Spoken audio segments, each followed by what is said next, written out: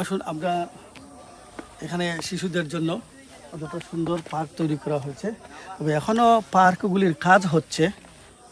যে রুবেল ভাই আমাদের এখানের এই এই পার্কের এই আলবিনা গার্ডেনের মূল উদ্যোক্তা, তিনি বললেন আরও অনেক সাজানোর গুছানোর কাজ রয়েছে, আরও অনেক কাজ হচ্ছে। শিশুদের জন্য আলাদা ব্যবস্থা রয়েছে, এখানে ছোট্ট একটি রেস্তোরাঁও আছে, আপনারা আসতে পারেন।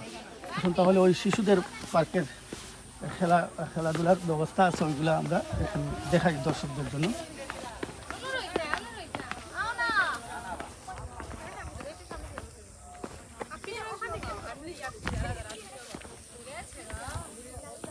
এই পার্কটি করতে হয়তো ওই উপজেলা কৃষি অফিসারের যথেষ্ট অবদান রয়েছে। এই কৃষি অফিসারের বাস্তবায়নে উপজেলা কৃষি অফিসাররা এখানে সহযোগিতা করেছেন।